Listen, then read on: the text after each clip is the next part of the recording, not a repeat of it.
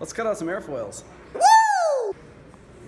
So once you have cut out your original piece from your printout, so I trace that onto this piece of metal. Here would be a sample of that. Cut out your first one, then you can use that to trace onto a second piece of metal, or just trace two of them, that's fine. And then we're cutting it with our tin snips, and we have different kinds of tin snips. Some that cut easily going left, it has an L on the side. Some that cut easily going right, those have an R on the side, and these just cut straight. So I'm going to cut this and get back to you. An important note when cutting is you never want to squeeze this all the way, because if you squeeze it all the way, and I can show you an example on a scrap here, if I squeeze this all the way, then it pinches right at that point there.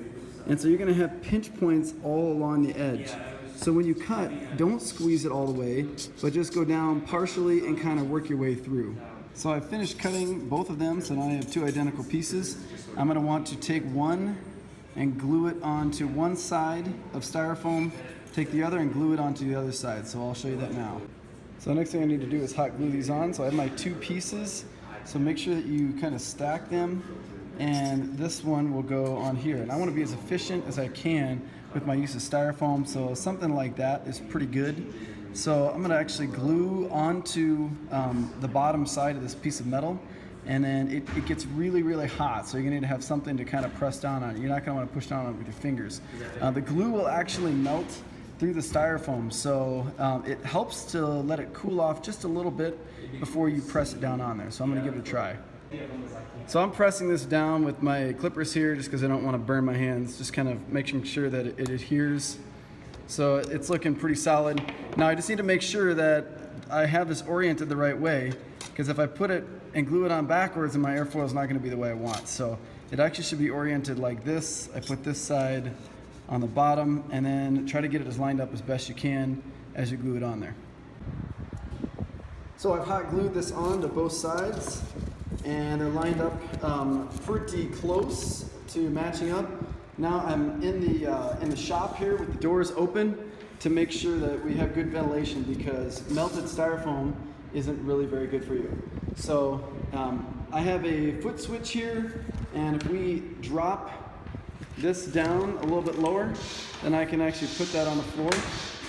So let me go ahead and do that. And then I can control that with my foot a little bit easier. So if I push this down, the wire will start to get hot.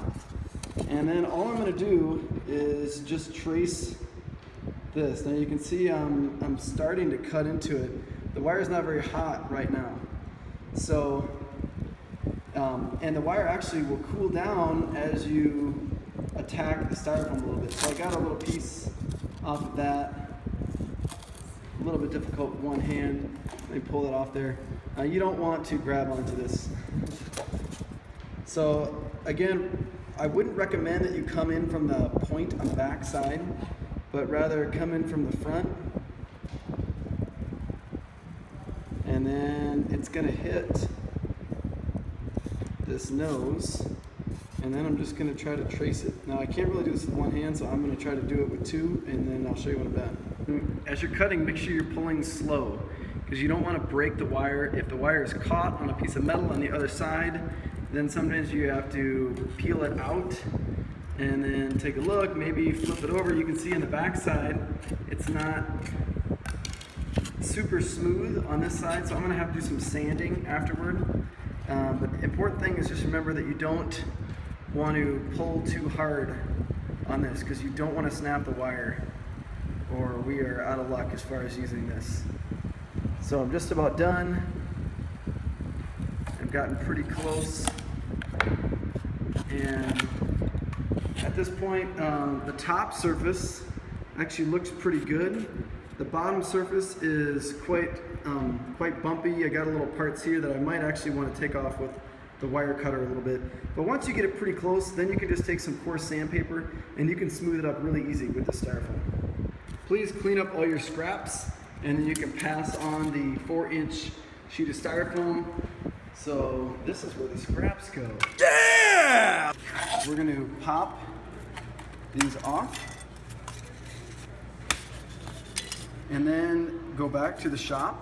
Take your scraps with you, your airfoils with you. Go back to the shop, and then we're going to smooth this out. An effective way to sand is to put the sandpaper hard against a flat surface and then just move the block, move your airfoil on top of it, because that will help make sure that you have a smooth surface. If you try to rub the sandpaper on top of it, your fingers aren't smooth, they kind of bend and crease, so you're not really going to get a nice flat surface on this. So I'm going to do it in the opposite direction. So you shouldn't need the metal pieces anymore. Next we're going to mount this. Don't neglect the trailing edge as you sand. You want to have a nice smooth trailing edge.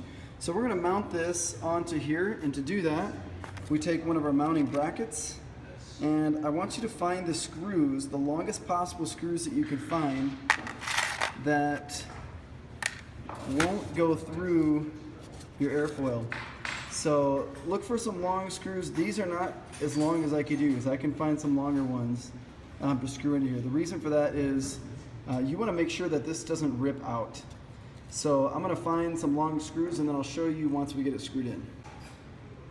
So I found some really long screws, and notice the placement. I place this up near the front, right near the thickest area of where my airfoil is. Also really important that you line up this bracket so that it's going straight forward. And when you tighten your screws, never over tighten them. You want them to only be so they're barely touching down, and that's it. Because if you ever try to tighten just a little bit more, you'll shred the styrofoam on the inside, and then all of a sudden the screw is worthless, and then you're gonna have to move it either backwards or forwards. So I'm gonna twist both of them a quarter turn left and then slowly drop it down, keeping in mind this front edge so we don't clip that on anything. Then you can pull it out just a little bit, and next we just slide this piece on here and tighten it with the hex wrench. And you want it so that the trailing edge and leading edge are perfectly horizontal. So you want it at 0 degrees, it should say 0 degrees. So let me go ahead and lock it in place. So we have it mounted on there. It's level from leading edge to trailing edge. When you put this in here, it's gonna be an exact fit. So we can just kind of barely fit it in there. I'm watching the front edge, so I've kind of inserted it a little bit slid back. Now let me line it up. And then with these two clips on the bottom edge, you gotta really push up and then twist it, and you'll feel it kind of click into place. That one's there. We do the same thing for the front edge. There we go, I got that one. And then you just want to make sure that things are stable. You don't want one end to pop down on you. So right now we are ready to go.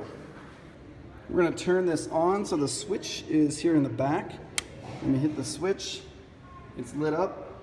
If your airfoil actually pops off, if it comes loose and it slams to the back, it should auto shut off. If it doesn't, then just flip the switch in the back. So be ready to do that if you need to. We're gonna set the airspeed to 50 miles an hour. That's what our simulator was. And then we have our lift force and our drag force right there. And then also lift versus drag. So that's what you're gonna record. Now, what we wanted to do is we wanted to set it at from minus 20 to 20 degrees. So if you push this knob in, I'm pushing it in a little bit here, then I can adjust the angle. So you're gonna need to record from each one. Now, setting it at minus 20, it's actually gonna be pressing the airfoil down and into the bracket, so no risk there. But once I set it up to positive 20, that's a time where it can sometimes rip right off the bracket. So that's where you really need to be careful and be watching. So I'm gonna start it at 0 and just turn it on. And before we do that, you always need to make sure that you have ear protection on. So I'm gonna put my ear protection on. And now I can't hear anything, but I'm going to set it to 50 and hit enter.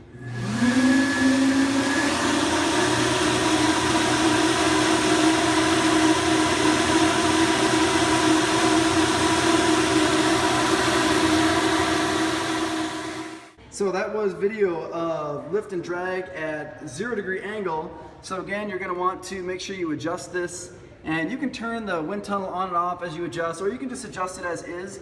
Just make sure you give it time to settle, because the wind speed is gonna kind of freak out a little bit every time you adjust it. So that way you make sure you get an accurate reading. And to take it out, you just do everything in reverse order. Make sure you put the bracket back in our box here, and take your earphones off, your ear protection off, and then just kind of tuck the equipment and tools back underneath so that it's ready to go for the next person. And then you can shut the wind tunnel off. And that should do it.